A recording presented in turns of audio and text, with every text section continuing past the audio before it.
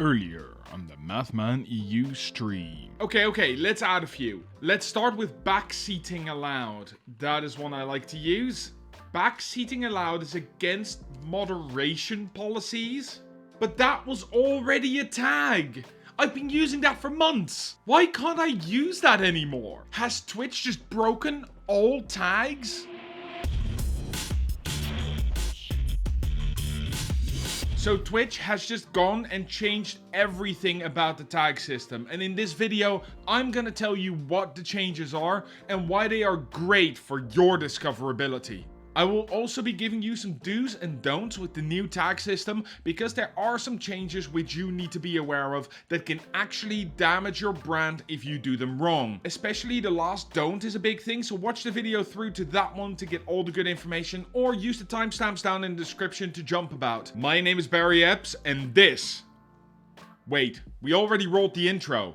Well, we might as well get underway then. Let's have a look at the three major changes Twitch has made, starting off with the key feature here, the custom tags. And it is exactly as it sounds. Twitch has taken the thousands upon thousands of prefabricated tags that they had implemented and replace them with tags that you can decide on. So you can highlight exactly what is important to you and your channel and what sets you apart. This allows you as a content creator to really focus on the specifics for your channel, and you can ask your viewers about this as well. See what they think is the main thing that sets you apart from the rest of Twitch. While talking to Ray Apollo and some of the other creators on TwitchCon, there was a real frustration with how the category system works on Twitch, and that is something that the custom tags are looking to fix. Take for example the music category.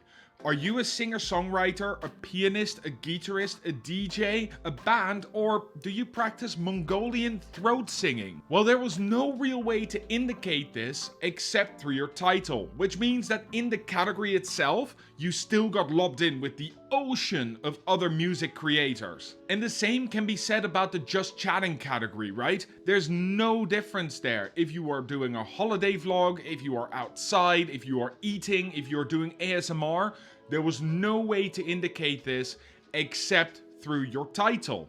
With the new tag system, that ambivalence disappears completely, because you can add the tag of your choosing to your channel, making you instantly more discoverable. Take for example, if you are playing guitar, why not add the Guitarist tag to your channel? If you're talking about mental health, add psychology. Or if you are doing ASMR, then, well, you catch my drift, right? Just add the ASMR tag to your channel. But that's not all. There's another way you can do this, and I would absolutely recommend this to all variety streamers out there. Yeah, you've not been forgotten in this. Imagine that you're playing Farming Simulator today and Flight Simulator tomorrow, but in general, your channel is all about simulation games. Or you're playing Final Fantasy today, but keep to the general category of JRPGs on your stream. Well, now you can set a category tag.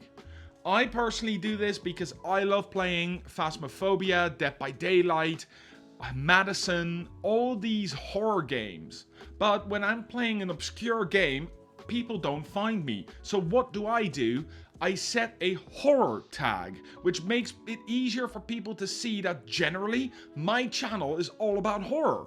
To make sure that you can use this feature to the fullest, Twitch has also doubled the number of tags that you can have on your stream. But that alone is not technically going to increase your discoverability.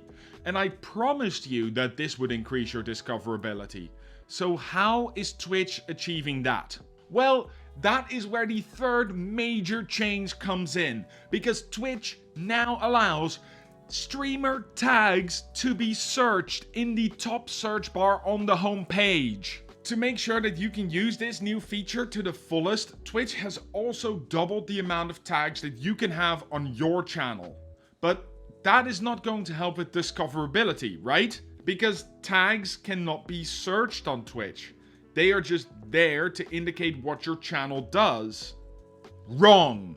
The final major change that has come with this update is that tags are now searchable on the Twitch homepage. Just put the tag into the bar and everybody that uses that tag shows up in your search. So you can actually write the guitarist or guitar tag into the search field, and here are all the people that use that tag. So you actually don't need to browse through the whole music category anymore until you find a guitarist you like. You can just go and search for it right away. Combining this with the 60-second preview that Twitch is slowly rolling out and is currently in beta, this would allow so much discoverability on Twitch. It is insane. Because you can search for a tag and check from streamer to streamer what you enjoy and then click into them and see that ad. But first, you get a minute preview so you know what you're clicking into. This is actually huge, and I don't know if categories are going to be a big thing on Twitch for much longer. Oh look, who is this chap then? I didn't know he streamed. Did you? Well, if you didn't, then remember that he streams every Wednesday, Thursday, and Sunday over on twitch.tv/mathmaneu, where you can ask him everything about tags, streaming, or anything you want really. He tends to answer pretty quickly, and if he can't, then he has provided an amazing Discord with lots of members right down in the description below. Wait, don't say anything. I can read your mind. How will this actually increase my discoverability? That's your question, right? Well, I've already given you 2 tips. The first one being to specifically make tags that fit with your channel, and you can check in with your community to do this. And the second one being that depending on your category, you can broaden or narrow down your discoverability by using tags such as Guitarist or JRPG. But there are more things you can do. If you play specific games during your downtime, such as Words on Stream or Stream Raiders, or use an interactivity platform such as Dixper or Streamloots, then you can add these to your tags as well, which, by the way, you absolutely should. There are people that actually search for Dixper, Streamloots, and Stream Raiders on the platform. And as a general rule, make sure that you always have the full 10 tags present. You really should be focusing on that because they are keywords for you to be discovered on Twitch. So what if you can't think of 10 tags? Well, sit back, reflect, or ask your community. What do they think of your stream?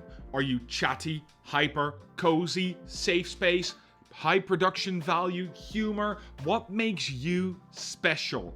Add that to your tags. It is a point towards discoverability. And at this point, you really can't ignore them anymore. However, you should not be using these tags wrong. Specifically, don't do this. Or this. Why? Why would you do this? So these channels put the name of large streamers into their tags just so they show up when potential viewers search for these people, such as XQC and Asmongold. Have you all forgotten the first rule of streaming? Be genuine. Come on. You can't tell me if you were a potential viewer for this channel that you wouldn't feel cheated if you see them using a tag from a large streamer and have nothing to do with that streamer whatsoever. That is blatant lying to new viewers and worse, your community. This is not going to get you new viewers, trust me. It might actually damage your channel growth and your brand. Anyone that does come in knows you're not XQC. They might see some plays, they might leave a follow, but you're using XQC's community to grow your own, and that is never going to last. I would say that the consequences of this are just as bad as follow for follow or support for support, because technically that's what you're doing without the other party even knowing it. It's going to leave you with no chance to get better as a creator or develop your own community because you're leeching of somebody else's community. And in general, that is just bad practice. Now go ahead and use these tags to be more discoverable. Grow your community the right way. If you found this video helpful or you enjoyed it, then please go downstairs, click that like button, click the subscribe button, and ring the notification bell to stay up to date on everything that we do with new videos every week, every fortnight-ish, whenever I can, publish it with my full-time job still going on. Oh, and while you're down there, Leave a comment with what tag you think describes your channel best. And if you want to avoid 5 of the biggest mistakes that I made when I started as a creator, then click right here where I made a video especially for you. And as always, stream better, stream smart.